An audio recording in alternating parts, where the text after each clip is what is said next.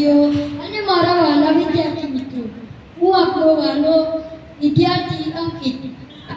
આજના talk show કાર્યક્રમમાં આપ સર્વેનું હાર્દિક સ્વાગત છે. ટોક શોને આપણી સ્કૂલના આમંત્રિત વિદ્યાર્થીઓ જેણે ટોક શોમાં ભાગ લીધો છે તેમનો આપણે પરિચય લઈશું. તમારું નામ શું છે ભાઈ? મારું નામ વાલિયા ચેતન સંજયભાઈ છે. હું 8 માં અભ્યાસ કરું છું. નમસ્કાર, હું બારેન્દ્ર ધોરણ 8 ની વિદ્યાર્થીની. નમસ્તે, હું ચૌધરી વિમલા ધોરણ 7 ની વિદ્યાર્થી. નમસ્કાર, હું વડિયા વૃંદા ધોરણ 8 ની વિદ્યાર્થી. નમસ્તે, હું મકવાણા ડીશા ધોરણ 7 ની વિદ્યાર્થી. આજના કાર્યક્રમનો મુખ્ય વિષય છે મારા સપનાનું ભારત. તો મારા સપનાનું ભારત એ આ વિદ્યાર્થીઓના મતે કેવું હોવું જોઈએ તેના વિશે ચર્ચા કરીશું.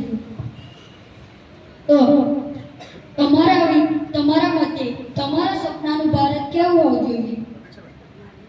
મારા મતે મારા સપનાનું ભારત શિક્ષિત હોવું જોઈએ. ભારત ભણશે તો જ આગળ વધશે. ભારત નહીં ભણે તો આગળ નહીં વધે.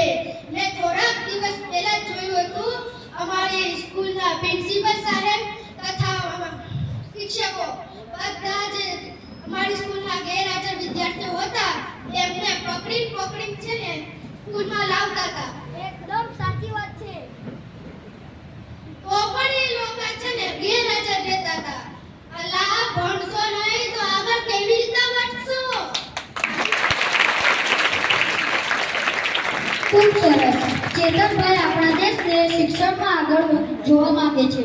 તો હવે આપણે બીજા મિત્રને પૂછીશું કે તેમના મતે તેમના સપનાનું ભારત કેવું હોવું જોઈએ.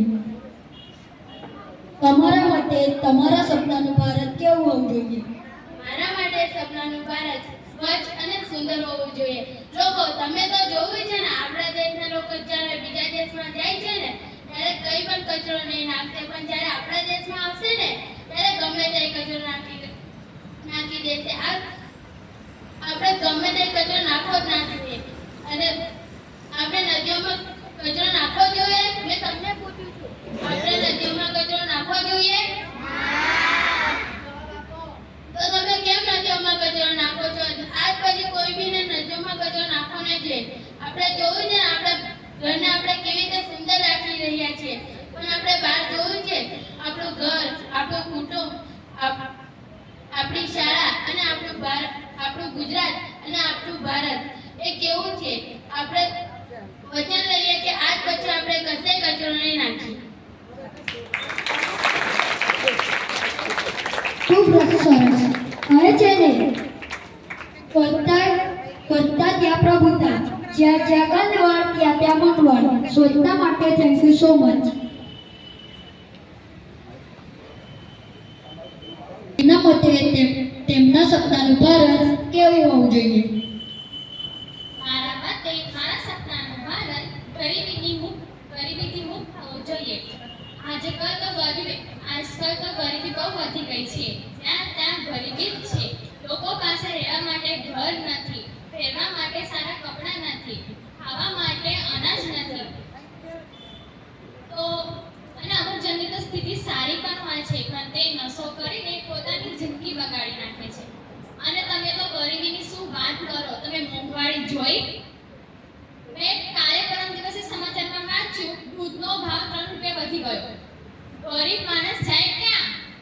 તો ગરીબી દૂર કરવાનો માત્ર એક જ સ્ત્રોત છે, શિક્ષણ. જો તમે શિક્ષણ નહીં મેળવો તો તમે આગળ નહીં વધી શકો.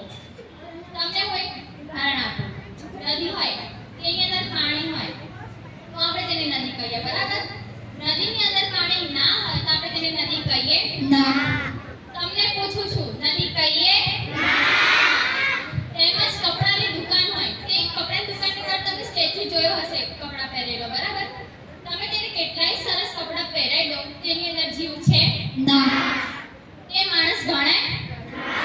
એવી જ રીતે આપણી શાળામાં પુસ્તકો, નોટબુકો, ગણવેશ બધું જ આપે છે. તમે ભણો નહીં એ ચાલે? તમારું ભણવું ખૂબ જ જરૂરી છે.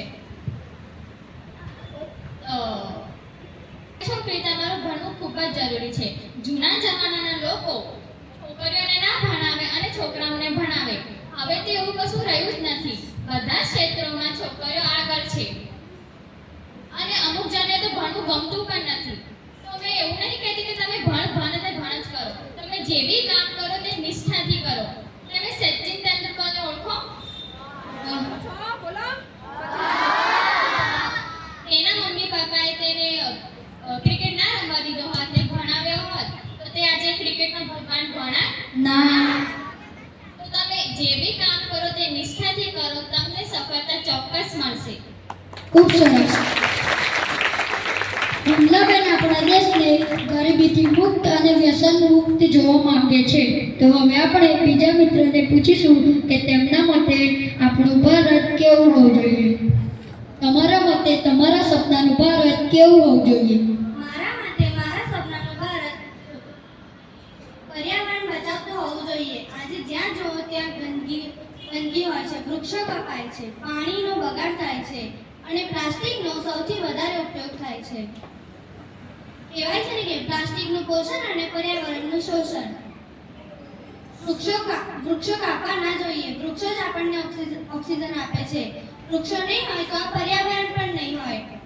એવી જ રીતે પાણી બચાવો. આજે તમે સિટીમાં રહો છો એટલા માટે મને લાગતું હશે કે બધે જ પાણી છે. તમે ગામડામાં જઈને જુઓ ત્યાં કૂવા પણ સુકાઈ ગયા છે. પાણી બચાવો. પાણી બચાવશો તો જ તમે હશો, બાકી તો નહીં હો. એટલા માટે આજે આપણે પાણીને બચાવવાનો સૌથી વધારે પ્રયત્ન કરીશું. ખૂબ સરસ. કહે છે ને કે પર્યાવરણ બચાવો, જીવન બચાવો. તો હવે આપણે બીજા મિત્રને પૂછીશું કે તેમના મતે તેમના સપનાનું ભારત કેવું હોવું જોઈએ. તમારા મતે તમારા સપનાનું ભારત કેવું હોવું જોઈએ? મારા મતે મારા સપનાનું ભારત વિજ્ઞાન અને ટેકનોલોજીમાં વિશ્વમાં ડંકો વાગે ને એવું હોવું જોઈએ. અત્યારે તમે મોબાઈલ તો જોયો જ હશે. મોબાઈલની અંદર ઇન્સ્ટાગ્રામ, ફેસબુક, યુટ્યુબ અને ગૂગલ એ એપ શું આપણા દેશની છે? ના, એ આપણા દેશની નથી, બીજા દેશની છે. શું તેવી એપો આપણા દેશમાં ના કોઈ કરી શકે? કરી જ શકે ને. એટલે આપણા દેશનું પણ નામ રોશન થાય. એટલા માટે ભણો. ખૂબ સરસ. કોઈ આપણા દેશને શિક્ષણમાં આગળ જોવા માંગે છે, તો કોઈ આપણા દેશને પર્યાવરણમાં, કોઈ આપણા દેશને ગરીબીથી મુક્ત, નશા મુક્ત, તો કોઈ આપણા દેશને વિજ્ઞાન અને ટેકનોલોજીમાં. પણ આ બધું કરશે કોણ? કેવી રીતે? દરેક નાગરિક પોતાની ફરજ નિષ્ઠાથી નિભાવે. સરસ. તાળીઓ પાડો.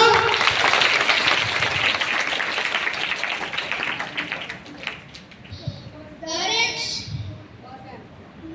શિક્ષક કાયદાનું પાલન કરે. દરેક નાગરિક કાયદાનું પાલન કરે.